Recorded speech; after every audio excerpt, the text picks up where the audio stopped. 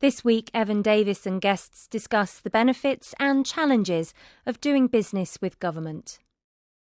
Hello and welcome to the programme. Today we ask what happens when the public sector does business with the private sector, when those two very different worlds collide. It isn't always a pretty sight. No one has more procedures designed to save money than government, and yet it still often manages to pay over the odds. But for the private sector, government contracts can be seriously hard work. We'll hear tales from those who know. And we do have some varied experiences around the table, so let's spend a few minutes meeting each of my guests. And first up is Uwe Kruger, who's the chief executive of Atkins, one of the world's biggest engineering and design consultancies. Uwe, maybe just tell us some of the projects you've been involved in. Yeah, probably most spectacular for us was London 2012, and being involved as the official engineer of the Games.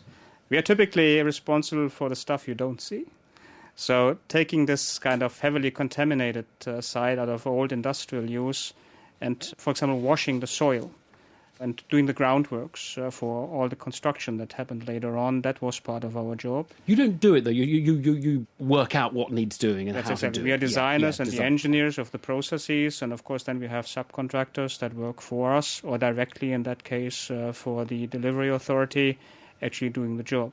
Another great example is the equestrian competitions that happened on the grounds in Greenwich, where we had to design a construction that basically fooled the horses into believing that they were on solid ground. So you had an elevated pedestal on which the competitions took place, as opposed to doing it on solid ground, as it's usually been done.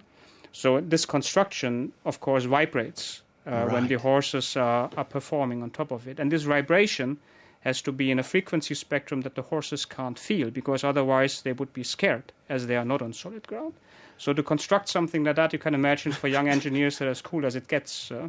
But of course, you're a very big international company, aren't you? Which will be your biggest market outside the UK? But you're big in China, actually, aren't you? Very big in China and Hong Kong, but also in the Middle East, where currently we are designing the largest airport on this planet in Jeddah.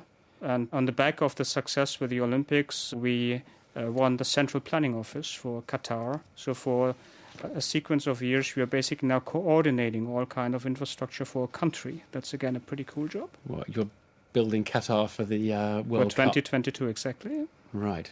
Well, that's a pretty formidable task.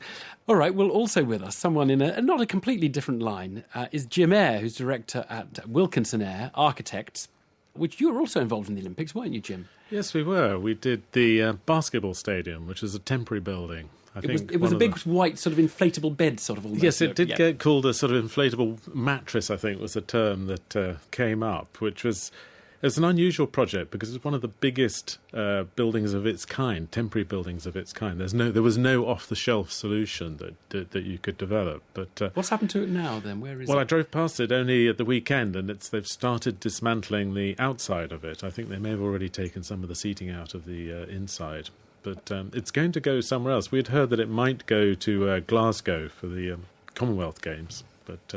And there was a lot of talk of it going to Rio for 2016, but I don't believe it is. I think they'll want to invent their own, won't they? But I suppose someone's going to roll it up and put it in the garage waiting for another occasion. But put that aside, you've also built some pretty spectacular buildings. Yes, very all sorts of things. All sorts of things. I mean, we work for governments here, local authorities here, but also governments abroad. A recent project is Gardens by the Bay in Singapore, which are these two extraordinarily large cooled conservatories which have become major destinations, along with this extraordinary garden that goes with it. And a very, very tall tower in South China, in Guangzhou International Finance Centre. I think when we designed it, it was the 5th tallest building in the world, and the tallest by a British architect at the time. All right, well, my third guest. Never let it be said we only deal in the large companies and their tall products. Giovanna Forte runs a much smaller company, Forte Medical.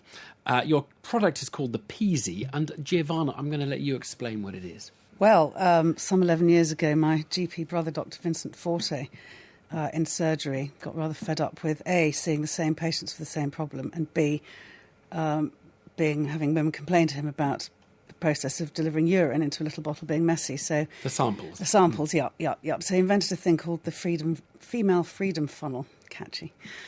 Long story short, he asked me to help him. I was running a PR business in their worlds, actually. offered to help him, ended up raising the finance, and now we're marketing it. And Peasy takes a midstream urine sample, which delivers right first time diagnosis and analysis. So what is what is the problem which it is designed to solve? The contamination rates can be quite high as 30%. And contamination with what? Contamination with flora and bacteria and what's revoltingly called debris that comes off the skin and into the sample. So that will give you a false positive result, and Health Protection Agency guidelines say that all contaminated samples should be retested.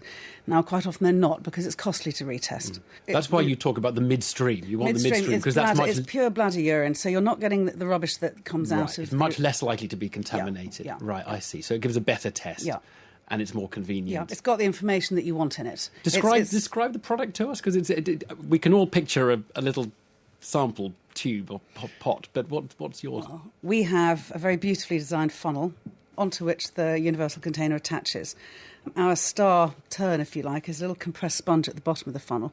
So a woman puts this against her body, sits over the loo, voids, and the first 10 mils of urine comes through the bottom, and that will allow the compressed sponge to expand, acts like a cork, and it then pushes the midstream into the bottle. And we've then got a rather cleverly designed duct here, and the excess just comes out, so the thing can't overflow, and it works between 10 and 40 mils a second. It's beautiful. Well, we sort of know where you're all coming from now. Let's talk a little bit about selling to government, and perhaps contrast it with selling to the private sector. Let's start with that. How is it different? What does the public sector do that is different from the private sector? Uwe, maybe start us off. Well, I think that applies both nationally and internationally. Typically, what you have to deal with is a much more complex spectrum of stakeholders on the government side. Typically, a private client, we sell to 1, 2, or 3 decision makers, and that might still be a very tough and difficult negotiation, but that's basically it. Whereas with government clients, specifically when it comes to complex infrastructure projects, you have to go to many more loops, not only the procurement process itself, but more and more environmental permitting, for example, is involved. So it is a much more complex selling process. I think it's probably worth talking about the procurement process a little bit, actually, because I think that in terms of buildings, there are things that are in common. That the two have share quite a lot of common features, but the government procurement process over a certain level involves the European Journal, OJU, as it's called, where all the contracts, the potential contracts, are publicised, and there are certain criteria that you have to meet, and you have to submit. You go through a process of pre-qualification questionnaires and so on. And that process has become quite complex. And it's run by, there's almost a whole sort of profession, if you like, of people that kind of put those out and manage them and receive them. Many of whom I'd say don't really have any interest or knowledge of design, actually. But it can be a full-time job completing tenders. No, and we have to have. We're not a particularly big company. I was given another plate to spin along with everything else. We're 120-odd people, but we have to have a couple of people that just do this pretty much all the time. But I think the real difference is that in the private sector, they tend to go through a similar process, but they don't have to follow the rules they set. So they can be more pragmatic about it and decide, well, actually, I think these are the right people. In the government sector, they have to be accountable, but it has its own faults. That's the problem, and it tends to favour larger companies. This is something I was going to bring up, actually. Yeah, because you have to, in the pre-qualification, you have to say what your turnover is, how long you've been going, and all the rest of it. Now, if you're a minnow like us, you can't lie about that because they can just go into company's house and find out. But what they don't take into account so much is the experience and tenacity of the people involved. They want to know what you've got in the bank, where your investments come from, and everything else. Well, I must say, I don't quite understand why they need to know how much you've got in the bank. I suppose they want to know that you can finish the contract. Yeah. Well, there is a liability issue connected to that as well. But they're paying you. I mean, you're not paying them. I mean, so it's not quite the same, is it? I think major infrastructures can slightly different, and because the level of spend on the projects tends to be quite big, really quite large. So you logically need quite large people behind it. But I think what's happening with buildings, I mean, somebody told me of an example of a library, an £8 million library, and they went through the whole sort of so-called pre-qualification questionnaire process, the whole thing, And they end up choosing 6 of the largest architectural practices in the country. Now, I know that they can't possibly give it the best attention, and that a practice of, say, 10 people, an £8 million project, would be perfect. Giovanna, just take us through the sort of hurdles you've had to jump to sell, still in relatively modest numbers, but to sell a new product to a health service, a state-run health service. What do you have to do? We had to find out when there was going to be a tender opportunity. We missed it the first time round because they come in 3-year gaps for urology products. We then were invited to tender by the NHS supply chain, which is the buying agency, if you like, for the whole of the NHS. So they will negotiate volume discounts, assuming that you'll then generate volume purchasing from them. The biggest hurdle, I suppose, is that even once they've accepted you onto the system, which means nurses and GP surgeries can just go on and buy, we still have to go around 173 trusts and all the primary care trusts, which are the bits of the NHS that deal with doctor surgeries. You have to sell to them individually. We have to sell to them individually. So essentially it's a two-stage process. First of all, you have to be kind of approved, and once you're approved, you have qualified, to sell. Qualified, if you like, yeah. So we're a qualified supplier, and we're to be trusted and liked and spoken to and dealt with. So that's a huge hurdle that we overcome. So just take us through, how long does it take to get onto that approved list, that qualified list? Well, the tender process is about 6 months.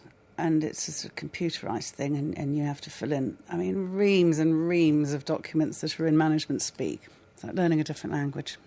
So it's basically as bureaucratic. My impression also is that public sectors do take saving money more seriously than the private sector. Yes, often you have government-led procurement processes, again, typically the old-style processes, where a lot of focus is on the first amount of capital spent into a project.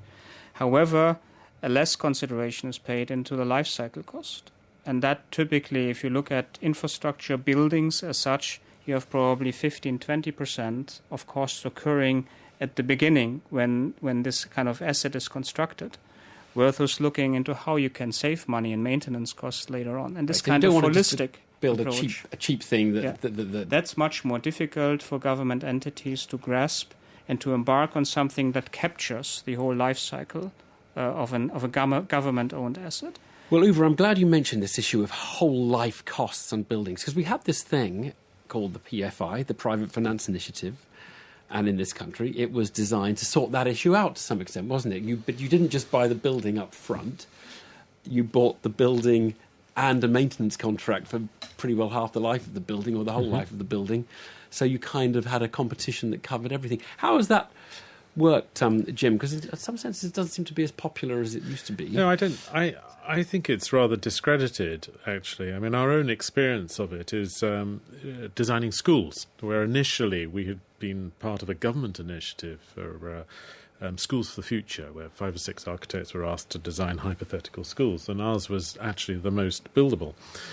But I think the real problem is in the maintenance costs later. I can't say that it's necessarily a problem on those schools, but in general, the problem is that the local authorities locked into this long-term contract where the maintenance, you want to change a plug almost, you've got to pay somebody a lot of money to come out and do it because you're not allowed to do it yourself. But this is the dilemma, isn't it? You, on the one hand, you do want to have the whole life contract of the thing as up front as the bidding thing over which you're bidding, but you don't want to be locked into something. You don't want to be locked into the maintenance arrangement, but what you really want is to get the life cycle costing to be a factor in how you choose the design in the first place and how you develop the design. So you get some sort of built-in longevity and durability into it. And it doesn't always work that way, and it should be made to work that way.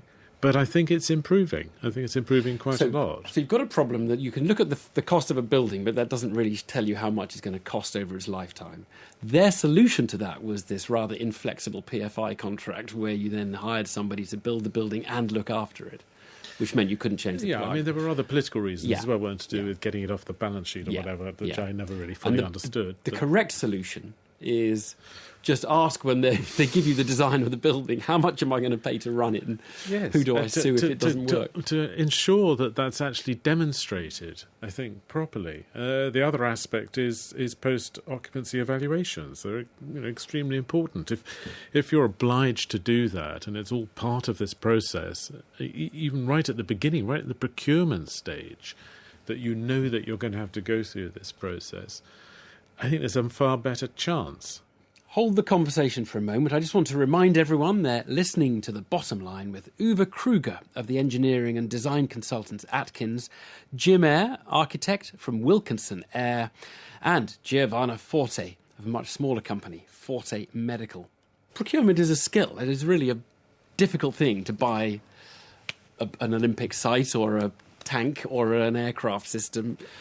Do you find that the public sector people you deal with are the best at that? I mean, are they... No, I think on the whole they struggle. I mean, the Olympics is quite a good example of how to do it well, actually, because what they did for the buildings, they had quite a big team of advisors. They had brought in, they had some architects, they had some urban designers and so on, and people who could look at the people that were in front of them being interviewed and make sort of sensible assessments about whether they have the capability or not, and whether they could produce a good building. Yeah. There's another aspect to it. First of all, wherever the government decides to have kind of a government-controlled but contractor-operated entity, where you take skills from the private industry on board to actually run the RFP process, that has two advantages. First of all, exactly what Jim describes, you get the additional knowledge on board, and second, you have the longevity also in basically running more than just a government cycle of 4 or 5 years to capture that expertise. Give you an example. In Denmark, probably the most innovative country at the moment with regard to new signaling technology when it comes to rail. The policy decision is made on a government level, and then the government has created an entity, an infrastructure management company, that for a time frame of 12 years now contracts the right kind of supply chain partners. So you have a stability in this equation now, which clearly helps the innovation to be implemented, and you have the expertise that you can embed in a company like that. So this is basically creating an arm's length company between the government and the contractor. Is that a model to adopt? Yeah, and that's a model which is currently considered in many areas here in the UK as well. Bernard Gray, who is trying to reform the way we procure defence equipment with the defence reform, is exactly the same kind of principle. And your company's involved in it. Are you bidding for the contract to be the people who...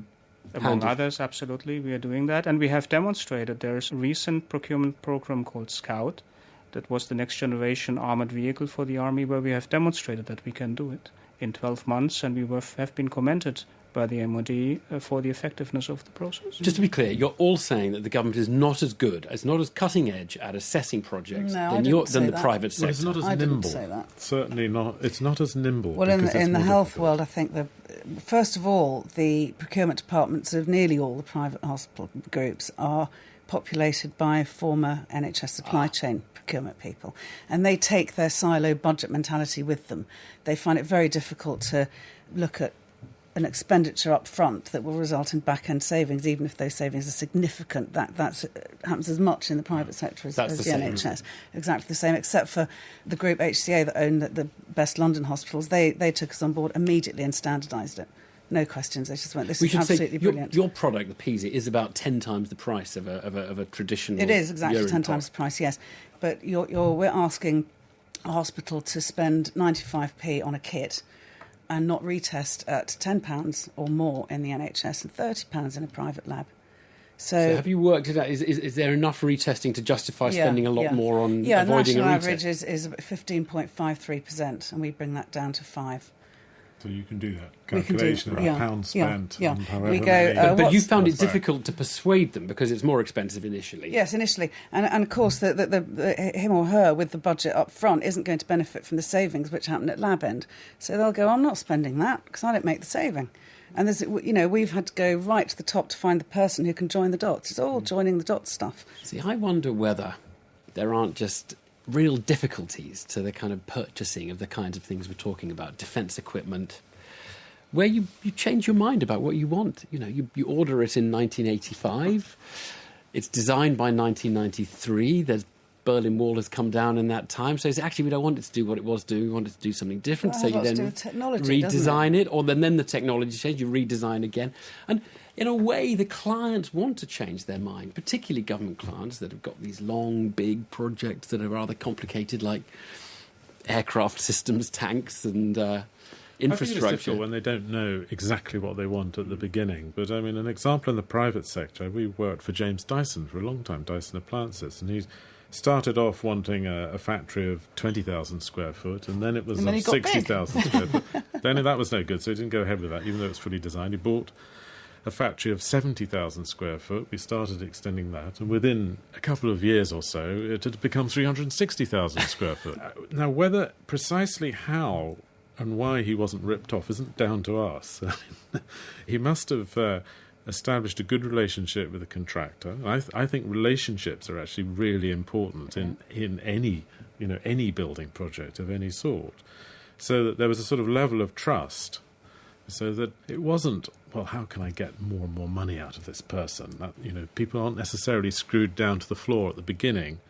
They have a slightly different attitude to whether they can get more money out of a process. I'm actually glad you said that, because I have spoken to quite a few construction companies and others, and they all say the key to making the procurement work is that you don't pick the cheapest bidder at the beginning. Because the cheapest bidder just has to rip you off on all the subsequent amendments and specification changes, because if that's the only way he's getting any margin out of it, They've got to claw it back somehow. They've got to get it back somehow, And so you're much better with a kind of caring, sharing, happy, clappy, sort of warm, let's all make sure we all come out of this with sort of... Yeah, the process still has to be competitive with regard to pricing. But you have to have the criteria set up in a way that the track record, kind of the performance in last contracts you have been serving the government is equally considered. And the price is an important portion of it, but only one portion of the criteria you measure the bid against. It does sound as though there are inextricable difficulties in public procurement. There are just more stakeholders.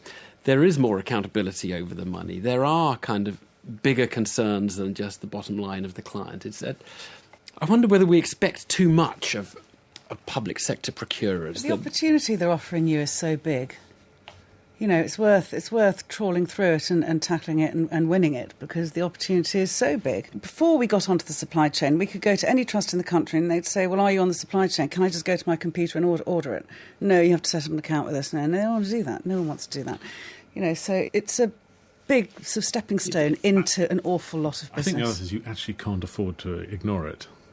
Particularly at the moment, over the last few years, the private sector has not been doing as much building and development as the government sector. So I think it's something like 40% or so, or maybe you might know better than I what percentage of construction is actually basically government initiated. So you have to do it whether you want to or not. I just need the business. I do want to, because I quite like doing public buildings. And of course, one assumes the public sector pays the bills brilliantly, I'm assuming. I mean, at least they're going to write the cheque, no? Or in the end. Eventually you get paid, yeah.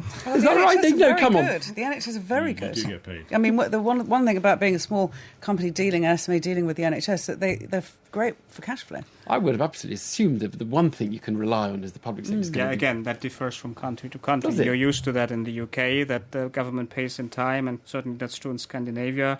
This is not necessarily the case when you do business in other areas of the world, so you wait longer for your money. Is that right? Yeah. Oh, it's much harder. In China, you can wait quite a long time, and then you've got to get it out of China, which is even more difficult. I mean, let's to draw towards a close, but let me ask you this. What would you do to improve public sector procurement? I mean, based on quite a bit of experience. Let's go around the table. Uwe. For me, two things are crucial. The government entity has to have a clear vision, a clear framework idea what it wants to procure. And then there should be enough flexibility for the private sector to come up with innovative ideas. And second, there has to be an element of stability in the procurement process. So, of course, we all understand that government entities and politicians have a certain time in which they are in office. But if we can have government entities that kind of have a longer lifespan interacting with the supply chain, again, like, for example, Denmark, then I think we have the chance to really make lasting improvements to the benefit of the taxpayer. Right.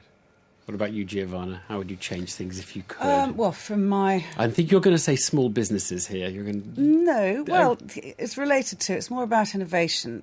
We won an NHS Innovation Award, and we're handed a gong and a brick wall because there was no link between procurement. Procurement were then not introduced to this is a great product because, you know, there's accurate diagnosis, hygiene and dignity, which every woman's entitled to. We had to do that bit ourselves. And it would benefit the NHS and presumably other government bodies as well if they made that link themselves so that things happen faster. And I would say, really, that it's not sort of offloading this thing to a procurement department and advised by lawyers who are extremely risk-averse, but to actually bring in advisors. I mean, the Olympic model is a very good example, to bring in advisors who've got a good understanding of what the project's really about and what does it really need. Actually, our friends on the continent, the French, are very, very good at this. If you look at a French OJU notice, you can see very clearly that it's all about the design. I think being a bit sceptical here is the taxpayer is entitled to say we're less worried about design, we're more worried about cost. I mean, you don't want to make it bad value by getting something that's cheap rubbish, but you're entitled to say, look... Let me give you a clear example how you really can change something with the approach Jim is advocating for. In the Middle East, a country like the Emirates that clearly fall in love with a car because they can afford whatever car they want to buy. And then Sheikh Mohammed had this idea, how can I change the public perception towards transportation? And what he did is he helped or he allowed the design of a really stunning metro in Dubai. And the success, because of the design of the metro, changed the public perception about public transportation, and the acceptance of the metro has clearly exceeded all expectations. So that's what design can work. do. I know, but as a client, I'm entitled to say, having thought about the wonderful things design can do, I just want this to be cheap and to work, and I don't care about... But you should expect it to be good design. Good design doesn't mean to say it's expensive and it looks pretty. Right. I mean, I think your example's a good one. Our own example of the same thing is Gateshead Millennium Bridge, which we designed in a competition, and I think has had an enormous effect on the cities, two cities. The blinking bridge side, between Gateshead and Newcastle. Yeah. Imagine that if they hadn't bothered to design that, would it have had that impact? Would they have continued to develop the south side in the same way? Would anyone have bothered to turn up? Good design just gets better and better. Well, what a complicated business it all is. We've certainly learnt a great deal about it. But we have to draw to a close there. Let me thank Uwe Kruger of Atkins, the engineering and design consultants, and Jim Eyre of the architect Wilkinson Eyre, and Giovanna Forte with her Peasy from Forte Medical.